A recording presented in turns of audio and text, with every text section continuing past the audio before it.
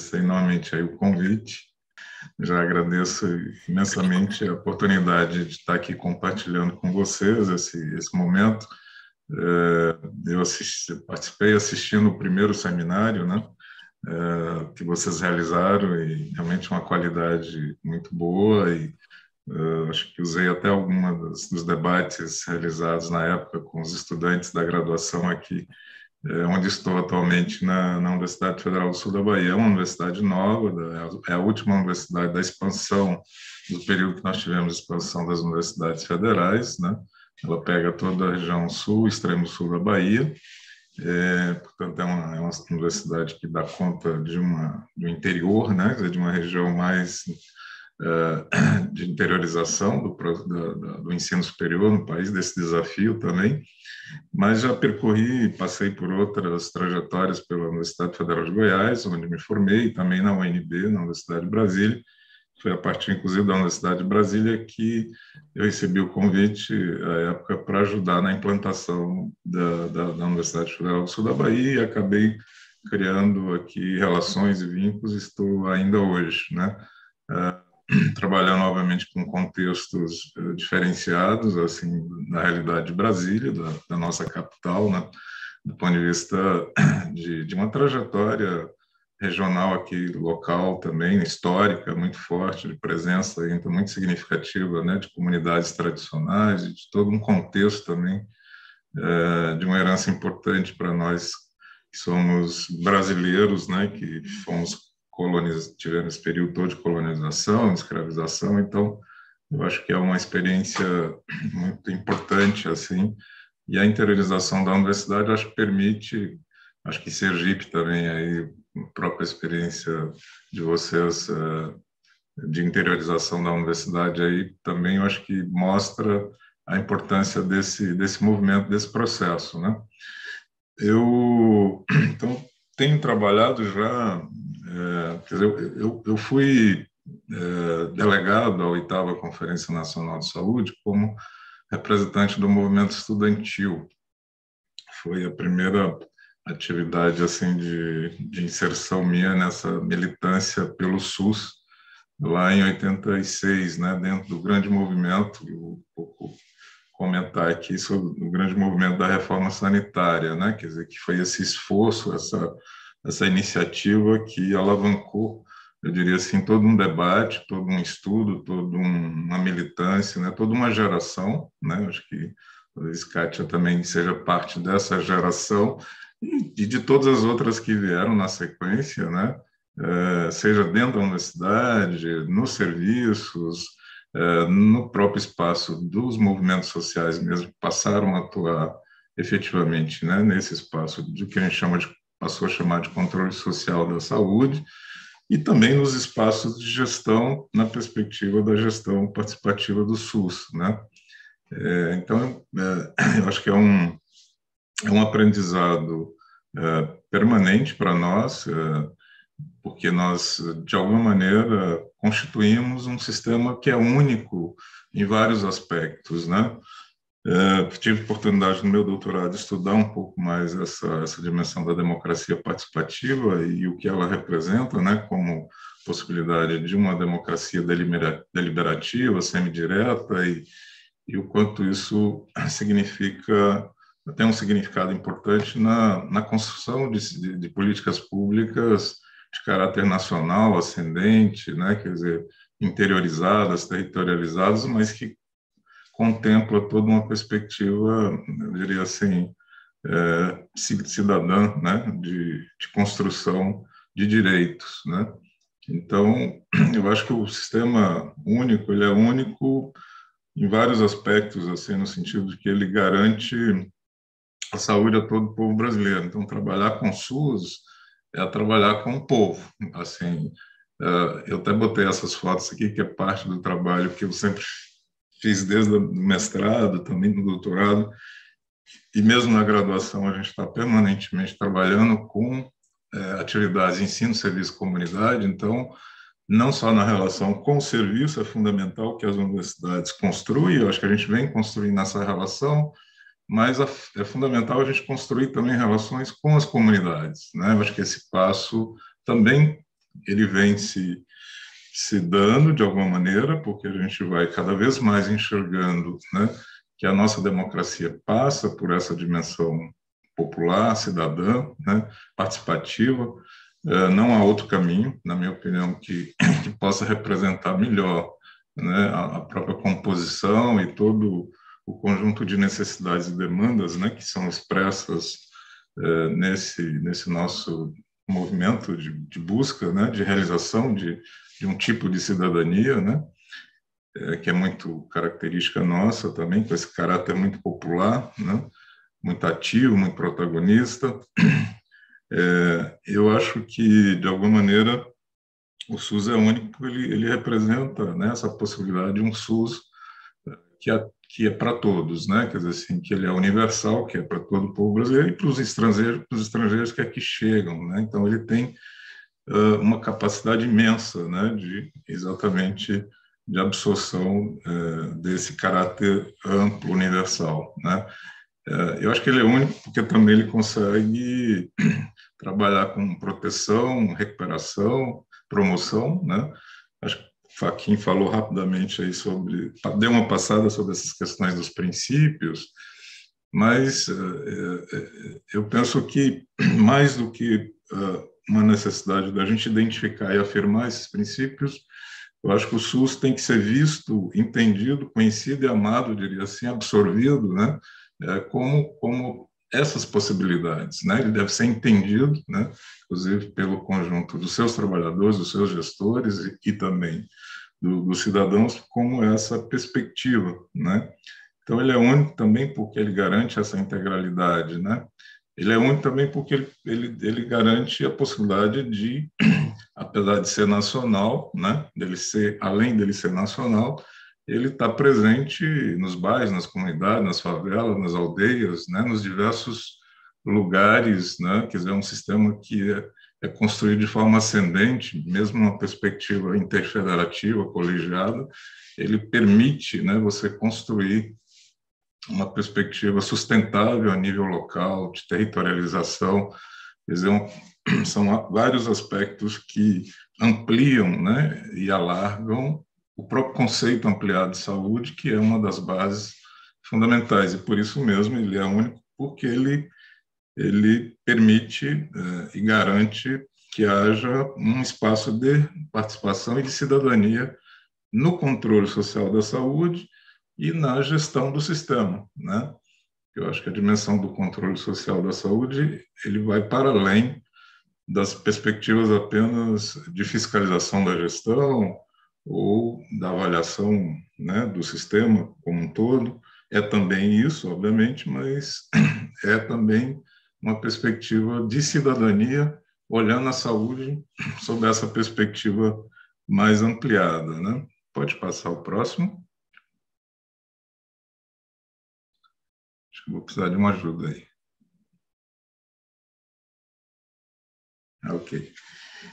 Eu acho que o SUS também ele é único porque ele, né, quer dizer, ele traz esse conjunto de elementos, de referências e de perspectivas muito não construídos assim de uma perspectiva de gabinete ou de uma perspectiva apenas técnica, né? Quer dizer, ele é único e garante o controle social e a participação exatamente porque ele surge, né, de alguma maneira desse movimento maior que é o movimento da reforma sanitária.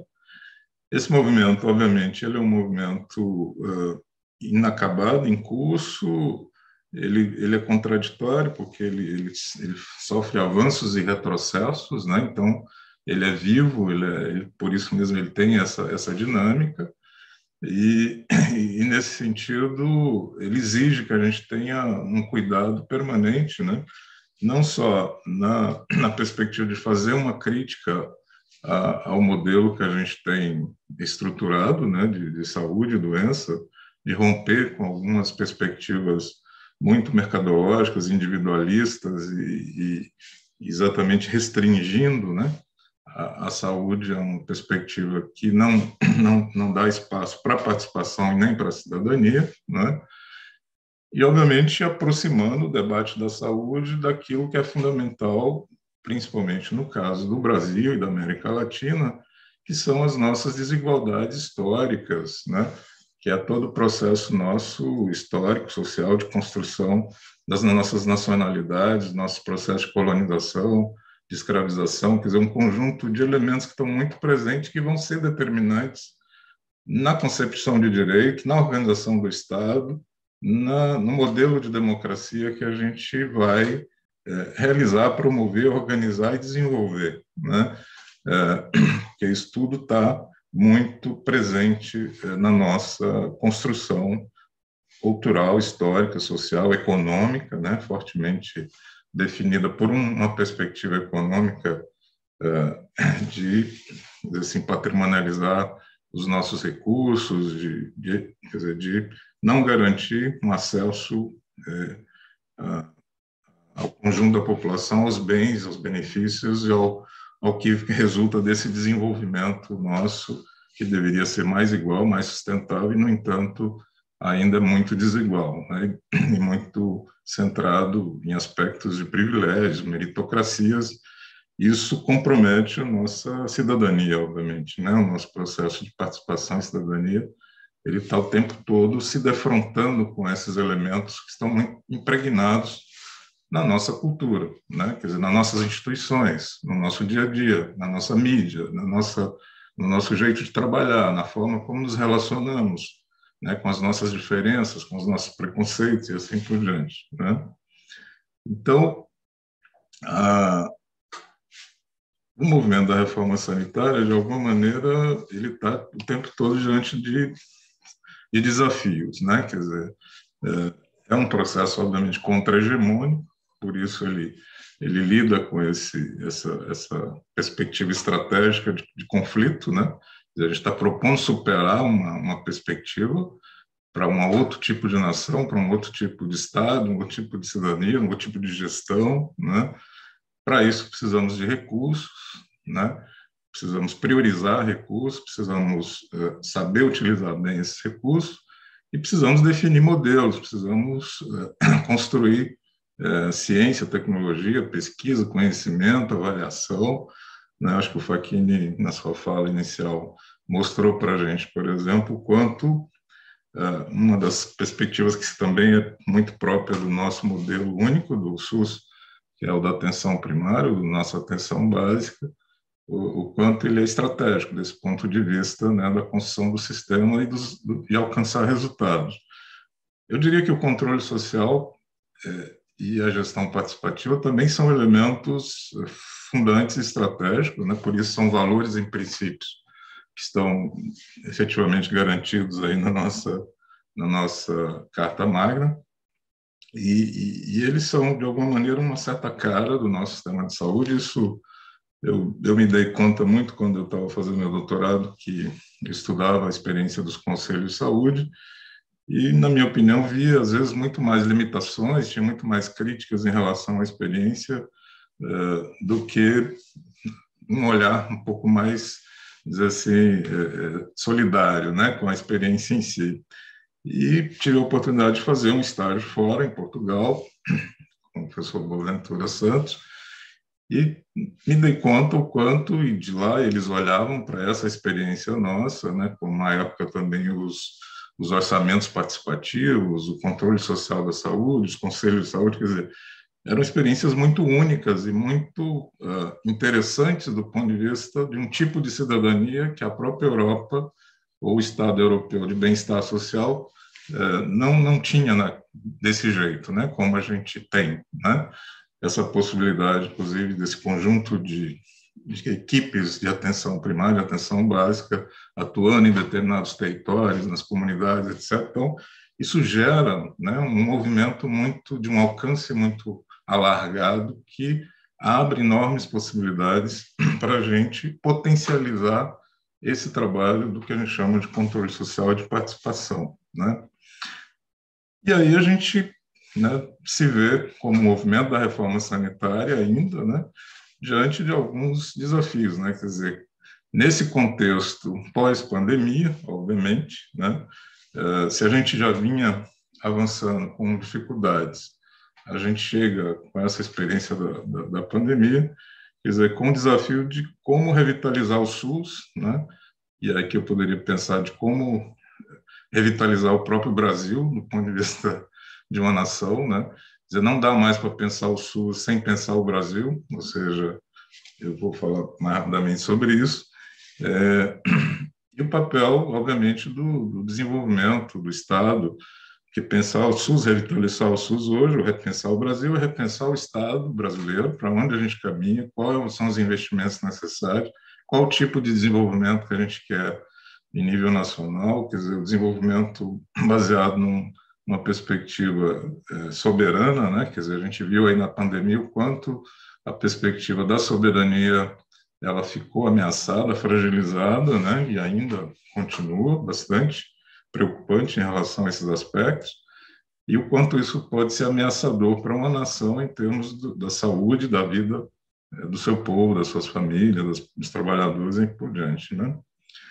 Então, como revitalizar esse sistema nesse contexto político de grandes desafios de crise econômica, social, cultural, quer dizer, um conjunto de que alguns autores chamam até de crise civilizatória, outros de guerras híbridas, quer dizer, é um momento que, uma expressão também que o Boaventura usa muito, um momento de desassossego, né? Estamos todos muito desassossegados, e o desassossego passou a ser uma rotina dos nossos dias a dia, né? Quer dizer, assim, no trabalho, nas relações, quer dizer, tudo, de alguma maneira, nos deixa hoje sobre algum tipo de risco, de ameaça, e isso modifica muito a possibilidade de construir políticas mais permanentes, mais perenes, né? Por isso o papel do Estado é fundamental. E como ampliar a luta pelo direito à saúde e consolidar a cidadania plena com controle social cidadão, né? Quer dizer, nesse contexto todo, como retomar a luta pelo direito à saúde e nessa perspectiva, ampliar ainda mais esse movimento da reforma para além do que ele já produziu, né? Quer dizer, novos sujeitos, novos atores, novas representações, né? Novas possibilidades de gestão, né? Quer dizer, as tecnologias, novas tecnologias que alargam também caminhos, possibilidades de participação, né? Pode passar? Obviamente, para a gente ir para frente, é sempre necessário a gente também ter as referências, né? Quer dizer, reconhecer toda a nossa construção. Como eu falei para vocês, eu fui delegado dessa conferência, eu era do movimento estudantil, da odontologia na época, estive presente nesse momento, que é um marco histórico, né, para todos nós, uma referência desse movimento da reforma sanitária, obviamente, que temos, né, nomes importantes como Sérgio Aruco, Ezio Cordeiro, que já nos deixaram, mas que deixaram esse legado para a nossa geração, e que eu acho que nós temos quase que uma responsabilidade, né, de continuar esse trabalho e esse movimento, né, essa ação, porque é parte da construção da nossa nação, do nosso país, né, quer dizer, do nosso sistema único de saúde.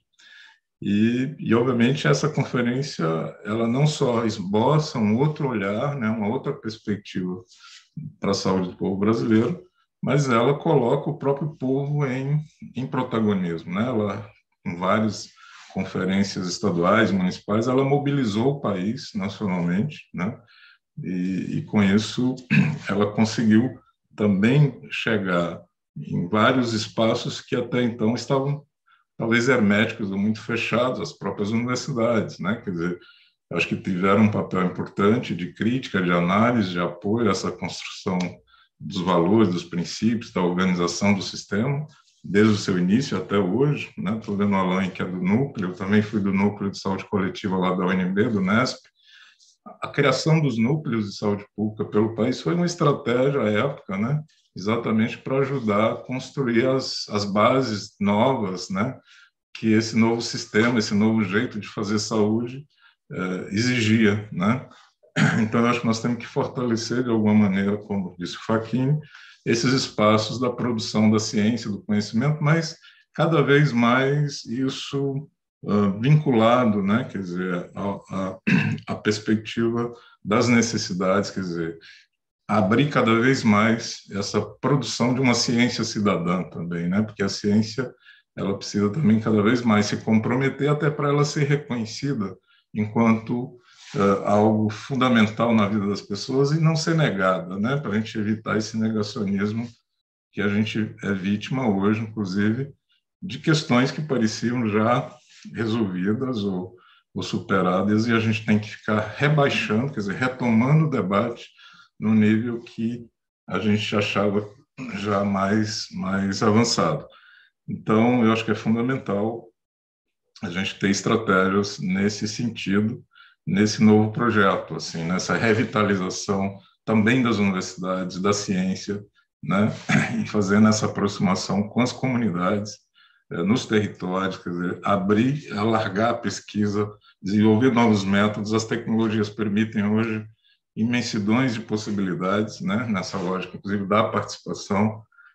E, assim, por exemplo, talvez o terceiro seminário, Kátia, a gente está aqui já com a presença, não eu como acadêmico só falando sobre controle social, mas hoje, por exemplo, a gente tem várias lideranças sociais de movimentos, de representações dos mais diversos segmentos, etc., que desenvolveram, acumularam bastante conhecimento sobre essa experiência de participação e controle social do SUS, né? E então da gente começar a procurar fazer o que o Boaventura chama de ecologia de saberes, né? Ou seja, da gente também nos nossos eventos abrir mais as mesas para olhares que aproximem a ciência, quer dizer, o conhecimento do científico do não científico, quer dizer, de como a gente faz essa troca e essa articulação de saberes para exatamente produzir, né, um novo sentido, um novo significado para esse alcance do direito à saúde, né, ou de ampliar ainda mais a saúde nessa perspectiva. Pode passar? Bom, aqui é um pouco o que era central, né, e continua sendo, porque naquele período o lema da 8ª conferência era saúde e a democracia, né?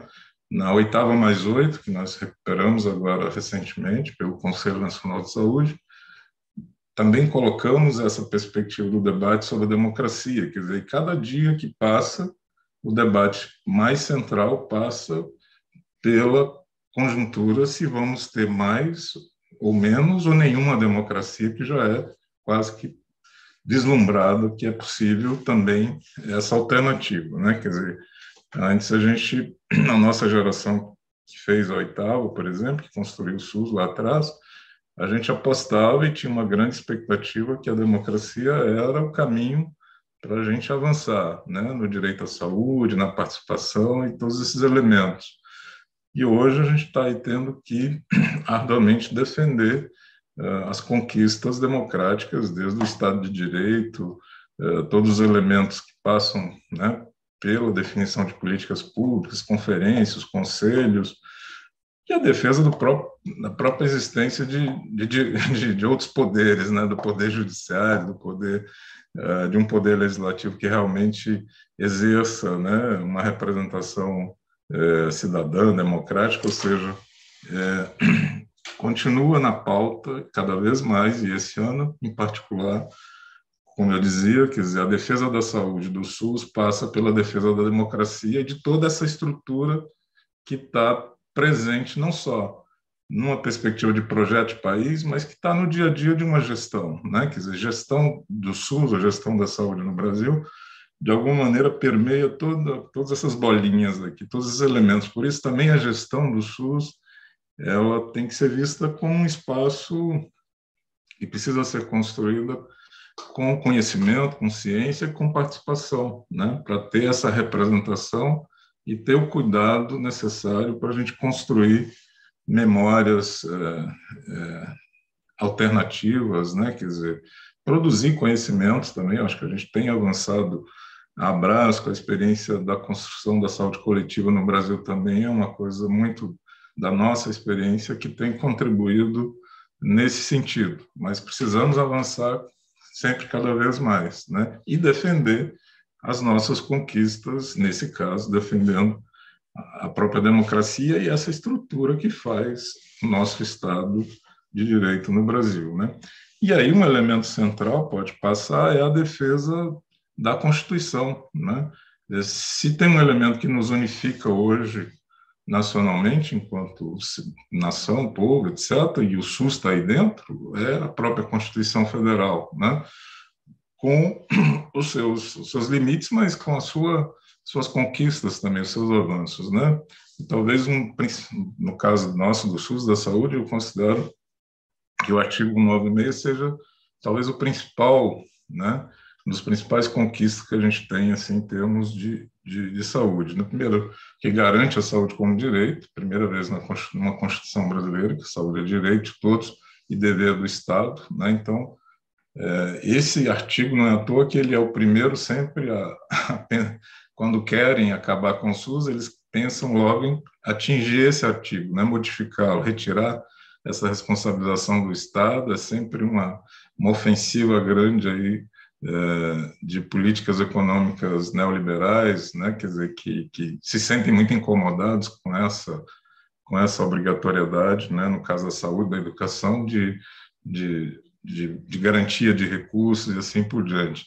E aqui também o artigo diz claramente, quer dizer, mediante políticas sociais e econômicas que visem a redução do risco de doença e outros agravos. Então, a saúde é fruto do desenvolvimento. Então, se o país não retomar o seu projeto de desenvolvimento e de um desenvolvimento humano, social, mais equitativo, etc., a gente também não avança nos determinantes e nos indicadores da saúde como um todo, né? E aí, obviamente, tendo os recursos necessários para a gente ter um sistema integral, como já foi dito. Então, por isso que eu acho que esse artigo ele é perfeito, assim, ele é uma síntese do todo o movimento da reforma. Quando eu trabalho com meus alunos da graduação, tem uma parte que eu discuto com eles sobre o conceito de saúde, e quando a gente pergunta sobre o conceito de saúde, para eles, assim, a primeira resposta que eles trazem na boca é o conceito da OMS. Todo mundo conhece o conceito da OMS, na ponta da língua, assim, né? Soletrado. Mas, quando a gente pergunta sobre o conceito de saúde, que é o nosso conceito, que é o que está na nossa Constituição, muito pouca gente conhece, né? Sim, poucos conhecem, poucos têm uma reflexão sobre ele. Eu vejo isso também nos cursos, na educação permanente, na formação de profissionais, etc. Eu acho que isso aqui deveria ser assim, uma leitura básica, essencial de todos os cursos, começar por aqui e conhecer esse conceito, defendê-lo, entendê-lo, compreendê-lo, quer dizer, o alcance que ele tem, né? Que já é um passo adiante para a gente salvar o SUS, eu diria assim, né? E fazer ele avançar, né? Dentro da sua perspectiva. Pode passar o próximo? Aí temos também, nessa linha ainda da nossa Constituição, as leis que regulamentam o SUS, né? Porque o movimento é de destituir a legalidade, né? Esse movimento contra a democracia, contra essas estruturas, ele quer romper com a legalidade do Estado de Direito e também desregular tudo, desregulamentar tudo. A lógica mundial hoje é regulamentação nenhuma, né? Quer dizer, tudo numa perspectiva de controle de mercado, e de um mercado cada vez mais sem regras e sem respeito a qualquer tipo de regras, seja nacionais ou até internacionais. Então, é fundamental a gente também defender as leis que regulamentam o SUS, né? Uma delas, a Lei 8080, que diz que a saúde é um direito fundamental do ser humano. Então, a saúde não só como direito social, mas como um direito fundamental da vida, né, do ser humano. Quer dizer, se a gente tivesse aplicado esses dois artigos, né, 196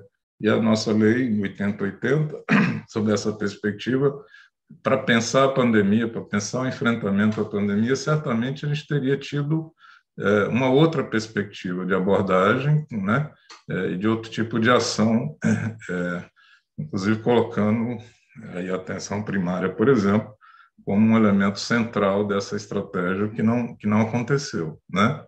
Então, eu penso, e obviamente aqui dando ao Estado a centralidade dessa garantia, né? De novo, fortalecendo o papel do Estado aí. Pode passar? Aqui também nessa mesma direção da 8080, né? A dimensão do que liga a saúde aos fatores determinantes condicionantes, né? Quer dizer, então, precisamos, de fato, de um outro projeto de país que dê conta de resolver o problema do saneamento, da educação, do acesso à terra, de todos os tipos de serviços, né? Transporte, trabalho, renda, da dimensão do trabalho, a precarização do trabalho. Fachin pontuou aí um pouco sobre a precarização do trabalho na saúde, mas, de maneira geral, as reformas neoliberais, econômicas que vieram nos últimos anos nessa lógica de desregulamentar tudo, transformou o trabalho numa das piores situações, né? Quer dizer, assim, atingindo um grau de vulnerabilidade, de desvalorização muito grande. Então, isso fragiliza um projeto de país, um projeto econômico, né? De desenvolvimento social, e a gente tem que modificar isso, né? Quer dizer, pensar numa outra lógica de reindustrialização, pensar a saúde também como um mercado que possa fortalecer o trabalho, mas o trabalho, né, sob outra perspectiva, carreiras, toda uma lógica de crescimento aí pelo trabalho, e a industrialização, né? Quer dizer, como é que o setor saúde também pode ser um setor que ajude o país a se reindustrializar, a recuperar sua soberania, produzir novas perspectivas, né, industriais nesse campo hoje que é muito disputado, as novas tecnologias, na produção de fármacos, de biotecnologia, de maneira geral. Então, temos que avançar bastante por aí. Alan, você me avisa no tempo aí, que às vezes eu me perco aqui na fala. Pode continuar, professor. Tá. Pode passar para mim.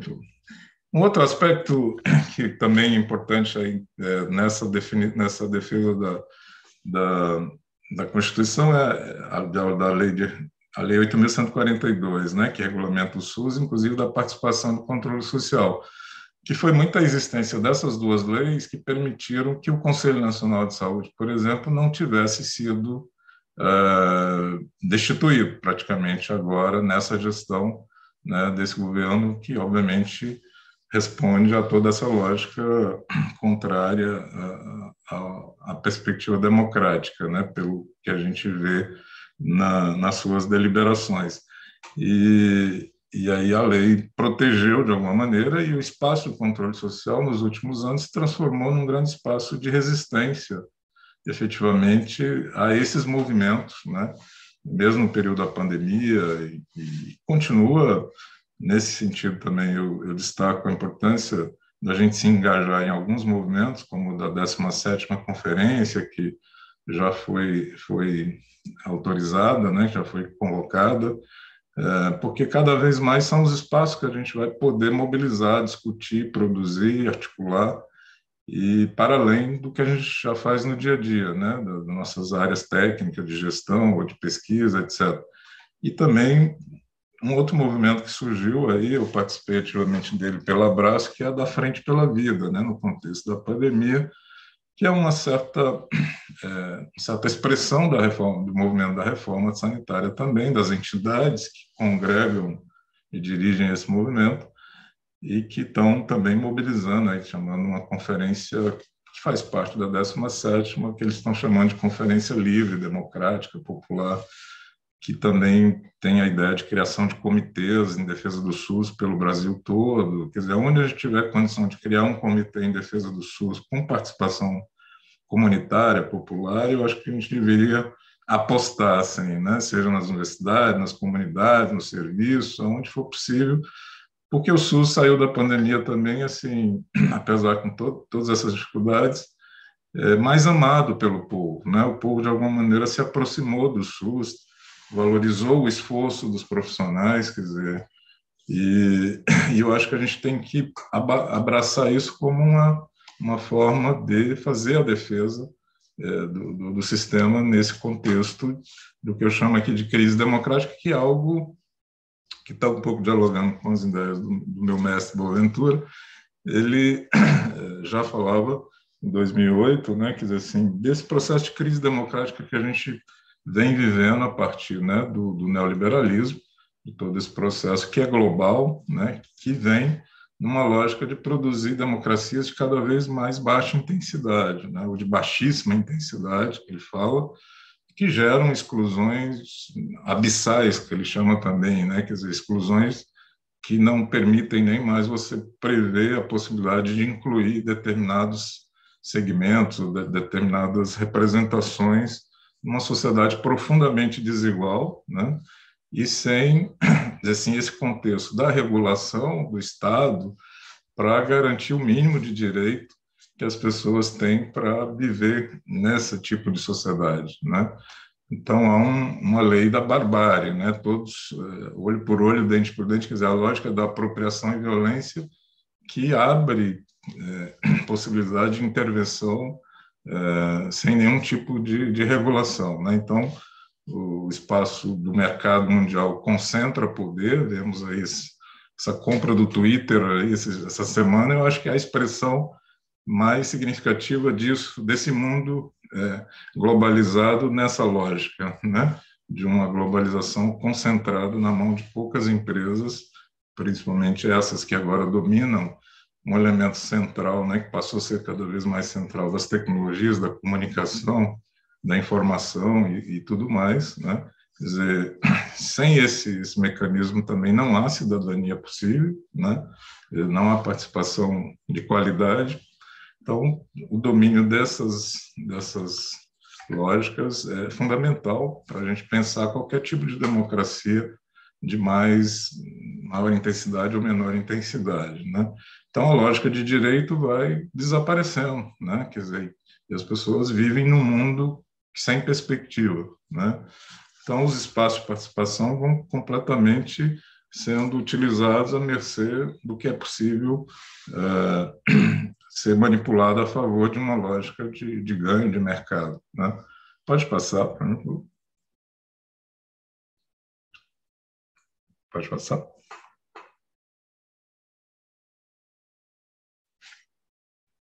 Travou aí?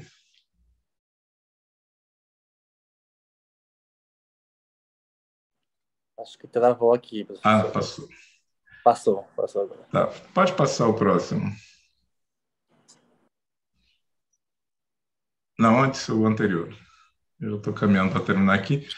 Então, como eu disse para vocês, assim, esse espaço de participação hoje ele passou a ser fundamental, quer dizer, e ele se organizou mesmo com as dificuldades de uma cultura que ainda no nosso país é restrita, né? Quer dizer, não existe uma cultura de participação, principalmente nos pequenos, médios municípios, pelo interior, quer dizer, ainda a lógica de um certo coronelismo local, né, de controle dessas instâncias. As instâncias ganham um caráter muito burocrático, muito formal, e os espaços de participação também, às vezes, são meio controlados ou manipulados pelos gestores. Quer dizer, há toda uma dificuldade de construir esses espaços de participação e de fazer a gestão um espaço colegiado, participativo, né?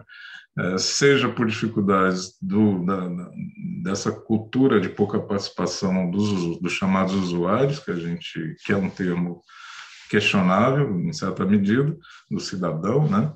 O cidadão usuário, mas tem um cidadão que também não é um usuário, e seja do lado do gestor também, que muitas vezes é um cargo de representação partidária, ele não reflete, né? Quer dizer, a gestão não se profissionalizou. Não, né? Assim, ao nível da educação, você tem eleição de diretores de escola, por exemplo, né? Entre os professores, está todo um processo democrático nesse sentido de reconhecendo, inclusive, méritos, valores, aprendizados e tal. Na saúde, a gente continua leiloando os cargos de gestão, quer dizer, os gestores falam muito a partir, né, desse lugar de representação da sua força política, né? Isso tem trazido também dificuldades para o sistema de participação e dessas competências, né, que o sistema de participação precisa. Mas, mesmo assim, esse sistema tem feito a defesa do SUS e a resistência, né, como eu citei o caso do sistema do Conselho Nacional de Saúde, que passou a ser um certo farol para nós no Brasil nos últimos anos dessa luta de defesa do SUS, de resistência, né? De denúncia na perspectiva dos recursos, da má utilização, da falta de recursos, né? Do desfinanciamento do SUS, e assim por diante. Então, pode passar o próximo? assim, nesse sentido, eu acho que temos desafios que é conhecer a realidade da participação, né? Muito na linha do que o Facchini colocou, quer dizer, vamos avaliar o quanto essa experiência produziu, né, efetivamente, o que ela produziu, quais são as limitações, quais são os avanços. Foi um pouco o exercício que eu fiz no meu doutorado, na UNB ainda, mas assim, muito rapidamente, né, quer dizer, a gente percebeu uma baixa intensidade da participação dos usuários, né, e isso tem a ver muito com essas dificuldades que eu falava antes, né, tanto por parte dos usuários que não se vê capacitado, não se vê capaz, né, tem dificuldade de entender a linguagem mais técnica, né, do gestor, do trabalhador, acha que saúde é uma questão só de médico, só de profissional, quer dizer, de assistência, né, também esse conceito limitado de saúde, ele não só impregnou os profissionais, que são os primeiros, são os que têm mais dificuldade de entender o que é saúde, defender a saúde de ponto de vista mais amplo, mas também ele contaminou a população, né? Quer dizer, a população entende a saúde muito vinculada a esse modelo hospitalocêntrico, medicamentoso, etc. Então, também aí aquilo que o Facchini colocou, que a gente precisa abrir um grande campo de formação para a saúde, né? Que vá não só requalificar a formação dos profissionais, modificar essa formação, né? Nessa lógica do SUS, do que a gente defende, da cidadania e tal, mas também a população, né? E o espaço de controle social, outros espaços que você possa ter, por exemplo, nas políticas de equidade, você tem os comitês, né? Os comitês de saúde da população negra, de saúde da população de rua, quer dizer, um conjunto de espaços, né, que foram criados dentro desse Sistema Nacional de Participação, que são colegiados, são formas de você abrir para exatamente garantir essa participação, né? E o que acontece é que esses espaços são formalmente constituídos, são burocratizados, não são valorizados localmente pelos gestores ou pelos trabalhadores, né? E eles são espaços que poderiam ser altamente potencializadores, por exemplo, da atenção primária. O próprio PEMAC, que o Facchini apresentou aí, por exemplo, ele tinha um problema, à época que eu tive a oportunidade de estar na Secretaria Executiva do Conselho Nacional de Saúde, e à época o Eider Pinto era lá da atenção primária, da atenção básica, a gente chegou, na época, a discutir como é que fazia a avaliação externa do PEMAC inserindo o controle social, né? Porque essa avaliação externa só você entrevistando o usuário, ela é importante, mas tem um outro tipo de avaliação que o controle social é responsável, de alguma maneira, que poderia ser muito mais ativo, né? Porque quando você chega nos conselhos locais, municipais, muitas vezes os conselheiros dizem assim, mas eu não sei o que eu faço, o que eu posso fazer, quais são as minhas competências, né? Quer dizer, por exemplo, um PEMAC, do ponto de vista de uma avaliação externa, dá um poder imenso a uma equipe, a um conselho local, um conselho municipal, se ele é previsto, né, nessa perspectiva, como era lá atrás. Quer dizer, hoje, obviamente, a gente retrocedeu ainda mais, eu acho que estamos ainda mais longe disso, né?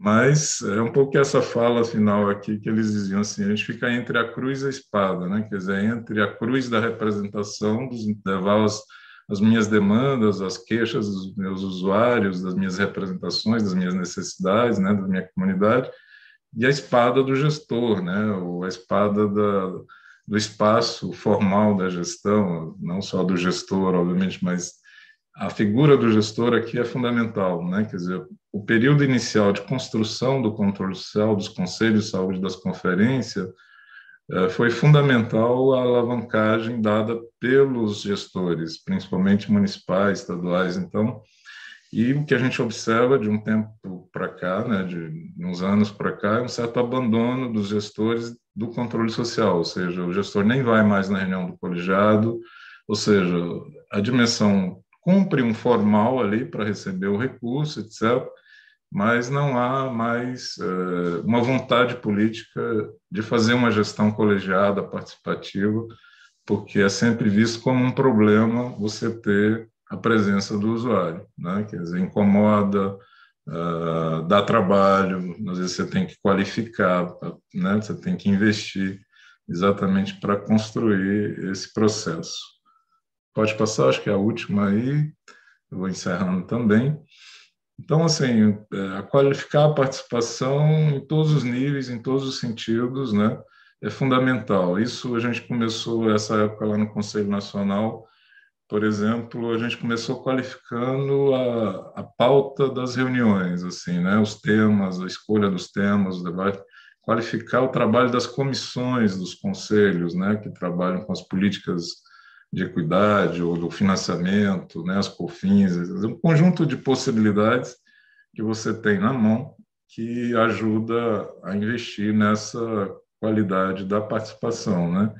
E quando, nessa experiência minha mesmo do doutorado, a gente trabalhou com 17 municípios, conselhos municipais, o tema do planejamento, né? E os usuários foram os que mais participaram no processo de educação permanente, era uma qualificação, pesquisação, né? Quer dizer, a gente foi fazendo o diagnóstico e, ao mesmo tempo, eles se qualificando no processo.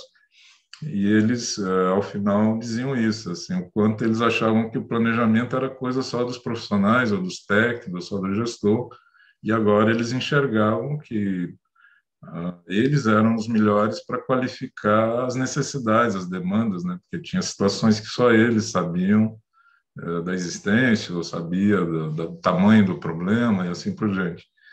E aí eles deram um outro sentido, né, para essa competência que está prevista lá para eles na questão do planejamento ascendente, né, que é uma das perspectivas do nosso SUS. E reverter essa tendência burocratizadora, né, quer dizer assim, e de fato valorizar a democracia e a participação como formador de uma nação, né, formador de um povo, de uma perspectiva de política no bom e melhor sentido, né? Quer dizer, de transformação, de emancipação. E a saúde é um bom espaço para isso, porque ela está ligada à vida, né? Quer dizer, agora com a pandemia, eu acho que isso saiu ainda mais fortalecido. Defender a saúde, defender o SUS é defender a vida, né? Quer dizer, defender a possibilidade de uma existência com qualidade, com valores, né? Quer dizer, então, é por aí que a gente tem que seguir. Acho que tem um último aí. Isso é. E aí a gente está, como eu falei lá no início, estou aqui no sul da Bahia agora, aprendendo também com as comunidades. Aqui a gente criou um grupo de pesquisa. Então, estou trabalhando também essa vertente da interculturalidade, quer dizer, a saúde coletiva, além de interdisciplinar, ela é interprofissional e ela é intercultural. São as três dimensões que a gente tem trabalhado aqui na formação, na pesquisa. E eu acho que é por aí que a gente também vai conseguindo avançar. Obrigado mais uma vez pelo convite e estou à disposição. Não sei, acho que eu já até extrapolei o tempo aí. Obrigado.